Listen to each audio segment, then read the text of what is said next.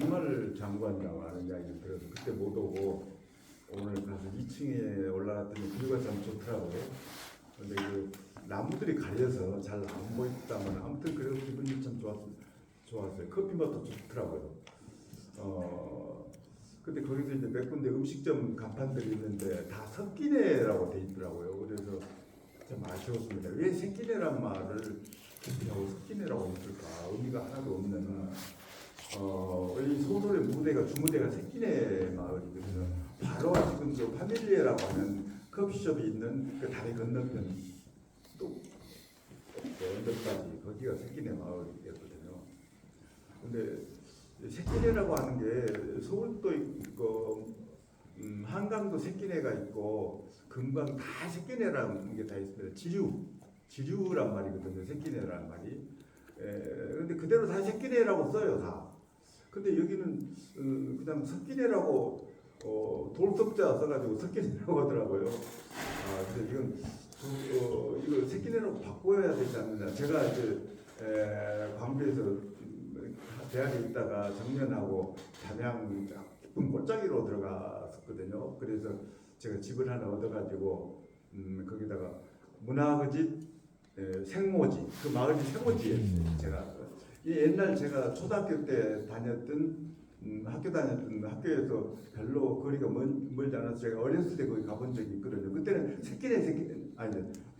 생모지 그랬거든요. 근데 가보니까 그래서 옛날 저 기억대로 그냥 문학의 집 생모지 이렇게 손바닥만한 간판을 하나 붙여놨더니 마을 이장이 오셔서 우리 마을에서는 생모지라는 말을 싫어합니다 그러더라고요. 왜요? 그랬더니 그 비하를 많이 받아서 저희도 초등학교 다닐 때 새끼네는 논이 없어요. 그 생모지 자꾸 혼돈 하네요. 생모지는 논이 없어서 아주 가난한 사람들이 살았거든요. 가난한. 그래서 저희들이 놀렸거든요. 생모지 놈들 피똥 싸고 학교 다닌다고. 그러니까 이 곡식을 제대로 못 먹으니까 나무 뿌리, 뿔뿌리 막 이런 거 펴먹고 다니까 학문이 막혀서 피똥 싸죠. 그래서 그렇게 놀려먹는데 그게 아직도 그게 남아있는가 봐요. 그래서 싫어한다고 자기들. 그래서 이 생모지라는 말이 얼마나 친환경적이고 자연이 그대로 다 살아있다고 하는 공간인데 왜 그래요? 나는 그 새끼네란 말이 생모지라는 말이 참 좋다. 그래서 그대로 제가 밀고 나갔어요. 그랬더니 이제 저희 집에서 한 100명 정도 소설 쓰는 사람들이 전국에서 몰려서 소설 공부를 해가지고 등단도 한 40명 했거든요. 그래서 꽤 유명해졌어요. 서울까지. 그러니까 이제 생모지 막 사람들이 오고 고등학생들도 이제 버스 대절해가지고 부산서도 막 그랬거든요. 왜 그러냐면 제 작품 두 편이 문학 교과서에 실렸기 때문에 철쭉제하고 진도제하고 그래서 이제 대학 입시 준비를 하는 고3들이 일부러 작가 만나려고 오고 그랬어요. 초창기 때는. 생모지란 말이 유명하거든. 그래서 다시 그 후로는 이장이 면사무소에 가서 직접 행정 이름을 생모지로 다 바꿨어요. 지금 생모지길 다 바뀌었어요. 그래서 여기도 새끼네란 말이 좋은 말이거든요. 다시 잘 해보겠습니다. 자, 오늘 제가 이제 말씀드릴 건 타워로 가는 이야기인데 다음 별을 주시면 제가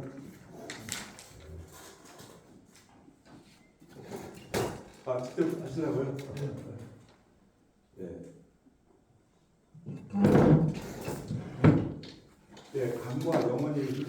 산과 영원히 흐르는 강에 대해서 생각을 해봤습니다. 저희 마을은 담양군 지금 가사문학면인데 아주 골짜기 마을인데 조그마한 시냇물이 흘렀어요. 그래도 우리들은 그 공간이 시냇물 공간이 지금도 제 머릿속에 그 시냇물 공간이 엄청나게 아름답게 살아있어요. 왜 그러잖아요. 사람들은 유소년 때 그러니까 유년 시절에 그 기억들이 정서를 다 인격을 이루고 정서를 이루거든요. 그래서 어렸을 때 여름에는 거기서 살다시피 했어요. 강에서. 또 겨울에는 그래서 썰매 타고 그래서 놀이공간이 좋은 놀이공간이었거든요. 근데 한 번은 제가 그때 제가 1939년생이니까 그 내가에서 놀다가 고무신 한 짝이 그때는 고무신 신는 사람도 별로 없었어요. 털백이 신거나 그러면은 타이어로 개종을 해가지고 어떻게 그 신발을 만들어서 신고 그랬거든요. 근데 고무신을 이제 아버님이 장애가 사주셨는데 그걸 빠뜨려 가지고 떠날려 갔어요. 계속 또 고무신 이제 주우려고 계속 몇 시간을 따라갔어요. 그랬더니 큰 강물 같은 물이 흐르더라고요. 그게 이제 화순 적벽강 연결이 돼요. 거기까지 제가 갔어요. 고무신 때문에. 그거 잃어버리면 아버님한테 얼마나 혼날 거예요. 아버님이 어렵게 사다 주셨는데. 그래서 결국은 고무신을 못 찾고 해가 저물었어야 집에 돌아오는 기억이 납니다만, 그게 제가 이제 어디 소설 한 부분에서 그걸 썼습니다. 그래서 강이라고 하는 것은 저에게 엄청난 큰 강을 처음 만났을 때 큰 충격이었습니다. 제가 영산포를 1958년에 처음 왔었는데 제 친구 만나러 영산포에 사는 친구가 있었는데 그 친구 만나러 처음 왔었는데 그때 영산강을 보고 제가 엄청난 충격을 받았거든요. 바다도 그때는 보지 못했는데 엄청난 아무튼 큰 충격을 받았어요. 그래서 그대로 강에 대한 애착이 저는 굉장히 많았습니다. 자, 강 그러면요 물이거든요. 물을 그러면 강물을 보면요 풍요로움을 느끼거든요. 두려움도 있습니다. 공포도 있고 즐거움도 있고 풍요로움도 있고 또 홍수 때 아주 무서움. 그 다음에는 흉년 이런 착잡한 그 생각들이 머리 기억 속에 많이 남아 있거든요. 그래서 강은 흐르거든요. 쉬어 있지 않아요. 강물은 계속 흐릅니다. 흐르면서 어쩌죠 비어있는 공간을 다 채워줘요. 그래서 저는 우리 인간의 삶도 강물과 많이 닮았지 않느냐 그런 생각을 하거든요. 그냥 흐르는 법이 없어요. 강물은 반드시 비어있는 것들을 다 채워줘요. 그리고 강물은 높은 곳에서 낮은 곳을 흘러요. 그리고 수평 세계를 이룹니다. 이 강물의 수평이야말로 민주 평등 세상이거든요. 그렇잖아요. 높고 낮음이 없어요. 강물은. 그래서 이 강물이 우리에게 주는 시사점은 강물은 끊임없이 흐른다. 그냥 막연히 흐르는 것이 아니고 바다라고 하는 꿈을 가지고 흐른다. 그리고 비어있는 곳은 언제든지 가득 채우면서 흐른다. 그리고 어떤 수평을 이루는데 그 수평이 높고 낮음이 없는 이 민주사회를 성경적으로 말한다. 그래서 강물이 우리에게 가르쳐주는 게 엄청나다고 저는 생각하거든요. 그런 생각을 가지고 저는 늘 강을 대하고 있습니다. 자, 영산강은 우리에게 어떤 의미인가? 삶의 젖줄이죠. 영산강은 영산강 136km입니다. 350리라고 그러죠, 흔히. 그리고 근데 그 유역 면적이 전라남도의 평야지대 30%를 차지하고 있어요. 그러니까 전라남도의 30%의 도민들이 영산강이 없으면 살아갈 수가 없어요. 그러니까 삶의 터전이죠. 그런가 하면은 영산강은 또 교통과 운수, 그렇죠. 영산강이 제가 자세히 나중에 드릴 기회가 있으면 말씀드리겠습니다만 영산강 나루터가 44개가 돼요. 그리고 광주까지 서창까지 큰 배가 들어왔어요. 큰 배가 서창에도 조창의 분점이 있었거든요. 그러니까 세곡을 다 걷어서 광주를 서창에다 집합시켜서 거기서 이 영산포 조창으로 실어나갔거든요. 그러니까 그때는 육로도 없었기 때문에 이 해운 이 강을 따라서 한없이 담양까지도 올라갔으니까 담양까지도 그 나루터가 다 있어요. 그래서 이 교통과 운수의 어떤 요지이고 그런가 하면 모든 대화 문물이 영산강을 통해서 들어옵니다. 목포가 개항이 1897년에 됐거든요. 1897년에 목포항이 개항되니까 많은 문물들이 목포를 통해서 영산강을 따라서 내륙지방으로 이렇게 들어옵니다. 그래서 제가 좋은 일화 하나로 이제 선교사들이 처음에 이제 선교사들이 한국에 와서 엄청난 신교육의 어떤 새로운 바람을 일으켰거든요. 그래서 처음에는 나주를 목표로 해서 들어왔어요. 목포에 이제 새로운 학교 짓고 이제 교회도 만들고 그리고 그 다음에 내륙으로 와서 그때는 나주가 제일 컸잖아요, 사실은. 그래서 나주로 와서 나주에다가 이제 신식 학교도 짓고 또 교회도 짓고 그러려고 나주로 들어왔는데 나주가 굉장히 보수적인 도시거든요. 지금도 아마 그렇다는 이야기를 제가 들었습니다. 굉장히 보수적인 지역이에요. 그래서 결사 반대를 해요. 그러니까 이 사람들 어디로 가냐면 광주로 방향을 틀어요. 그래서 광주로 가서 처음에 털을 어디다 잡으려고 그러냐면 무등산 밑에 산수동에다 털을 잡으려고 그랬어요. 산수동 보면 언덕바라지에서 보면 시내가 다 내려다 보이잖아요. 근데 그때는 호랑이가 많아가지고 호식이 엄청나게 많았어요. 호랑이한테 물려주는 사람들이 엄청나게 많았어요. 그 시절만 해도. 그래서 호랑이가 무서워서 양림동으로 왔거든요. 그런데 광주천 대지편 나온 거예요. 그래서 양림동은 아장골이었거든요. 애들 죽으면 전부 거기다 묻었어요. 그리고 그때는 돌로 묻은 항아리에다 돌로 묻기도 했지만 나무에다 어린아이가 좀 매달아 놓기도 했어요. 그래서 무서워서 거기를 양림동에 들어가지를 못했어요. 근데 선교사들이 거기서 털을 잡고 양림동에다 선교사촌이 만들, 제중백도 그래서 만들, 숲이야 성일고등학교 만들어지고 교회에서. 그래서 이 선교사촌이 들어오면서 광주가 개화됐거든요. 엄청나게. 나주에서 만약에 그걸 반대하지 않았더라면 나주도 엄청나게 개화를 했을 거예요.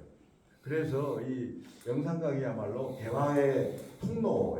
그러나 이제 우리가 1910년 이후로 일본에 우리가 맥혀 들어가면서부터는 이 수트로 통로, 개화의 통로인 영산강이 수트로 통로. 이 내륙 지방에 뭐 쌀, 삼백 세 가지 하얀 것을 다 실어갔거든요. 쌀, 소금, 목화. 그때는 목화도 엄청나게 많이 재배를 했어요. 그래서 우리도 어렸을 때 우리 동네에서 목화 재배를 많이 했는데 그 다래가 맛있거든요. 근데 다래 따먹으면 문둥이 된다고 그래요. 일부러 어른들이 소문을 낸 거예요. 다 따먹어버리니까 목화 수확을 못하니까 다래 따먹으면은 나병환자가 된다고. 그래서 무서워. 따먹고도 은근히 저녁에 잠을 못 자고 무서워서 그런 기억이 납니다만 목화 재배를 엄청나게 많이 했어요. 그래서 목화 또 소금 이런 것들을 많이 실어갔거든요. 그래서 이 영산강이 우리에게 우리 삶과 전라도 사람 삶과는 아주 밀접한 관계가 있다. 오늘날까지도 그런 이야기를 말씀드릴 수 있고, 제가 타오른강을 쓰면서 제가 처가가 이제 부덕동인데 저희 처가에서 큰 과소를 하고 있었어요. 그때는 뭐 장인이 서울서 보성전문학교 나올 정도였으니까 꽤 뭐 집안이 괜찮았던 모양이에요. 보성전문학교 나와서 읍사무소에 계셨다고 그러대요. 나중에. 근데 과손이 꽤 컸어요. 그래서 과손 아니고 오두막 집이 하나 있었어요. 거기서 제가 귀가하면서 제가 타오른강 기본부터 쓰기 시작했거든요. 그때 이제 동마을 어르신들, 그리고 제가 마을 어르신들을 자주 만나서 이제 취재를 했는데 마을 어르신들이 그러시더라고요. 영산강이 운다. 그러면 정말로 영산강을 알려면 영산강이 우는 소리를 들어야 된다 그러더라고요. 영산강이 운다? 저는 굉장히 새롭게 받아들였어요. 강이 울지? 강이 어떻게 울지? 강이 우는 소리는 어떻게 들리지? 어떻게 들으니까 강이 어떻게 웁니까? 직접 들어보래요. 그래서 제가 작품을 쓰면서 새벽이면 선착가에 또 밑으로 만봉천이죠, 생긴 애가 그 밑에까지 내려가면서 오르락내리락 하면서 밤 새벽까지도 다른 세우다 시작하면서 그 강이 우는 소리를 들어보려고 굉장히 노력을 했어요. 근데 어떻게 보면은 강이 우는 소리가 뭐 돌 굴러가는 소리 같기도 하고 또 뭐 바람도 그친 바람 소리 같기도 하고 종잡을 수가 없더라고요. 어떻게 강이 우는 소리인지 결국은 제가 이것이 강 우는 소리다라고 하는 것을 깨닫게 된 것은 노비들 그리고 이 강변에 사는 천민들, 부곡이라고 하는 마을에는 전부 천민들이 살았어요. 부곡. 근데 저만이라고 그러죠. 저만이는 옹기글을 만든 사람들을 저만이라고 그러거든요. 그 저만이 마을, 정촌, 부곡 이런 데서는 전부 도자기 만든 사람들이, 뭐 항아리 만든 사람들이 살았어요. 그리고 또 강에서는 고려시대부터 양수철이라고 그래가지고 고리백정들이 주로 강에 살았거든요. 버드나무, 지금은 뭐 여러 플라스틱 가구들이 많이 나옵니다만 그때는 버드나무로 전부 그런 용기를 만들었어요. 바구리도 만들고 뭐 농작 같은 것도 만들고 조그마한 거, 뭐 도시락 같은 것도 그걸 전부 저도 그 고리로 만든 도시락에 밥을 싸가지고 다녔으니까 어렸을 때. 그래서 그 고리백성들이 전부 강에 살았어요. 그래서 이 고통받고 사는 사람들, 특히 제가 노비들의 문제에 대해 노비에 대해서 관심을 많이 가진 다음부터는 바로 이 천민들, 밑바닥 사람들이 고통 속에서 울부짖는 소리, 그 신음하는 소리, 그게 강이 우는 소리다라고 하는 걸 제가 깨닫게 됐어요. 그래서 꼭 강은 여러 가지 소리로 울 수 있는데 제가 받아들이던 바로 그 밑바닥 사람들의 고통 속에서 신음하는 소리로 저는 이해를 했습니다. 그래서 정말로 영상강을 알려면 그 밑바닥에서 허덕이는 고통을 앓고 있는 그런 천민들, 아주 민초들의 그런 슬픔을, 고통을 이해해야 진짜 영상강을 이해할 수 있어요. 많은 사람들이 강이 말라붙어 버리면 농사를 못 짓거든요. 그러니까 흉내 들어요. 또 비가 많으면 홍수돼 가지고 또 농사를 못 지어요. 그래서 제가 처가에 있을 때 여기 뭐라고 하지? 영상강 이쪽에 서창 이쪽에 뭔 들이라고 하지? 집사람한테 귀가 아프게 들었는데 거기서 큰애기 오가 오줌 싸면 홍수가 난다. 뭐 그런 말까지 제가 밤거리. 그럽니까? 제가 잊어버렸어요. 그 이야기를 많이 들었거든요. 그만큼 홍수가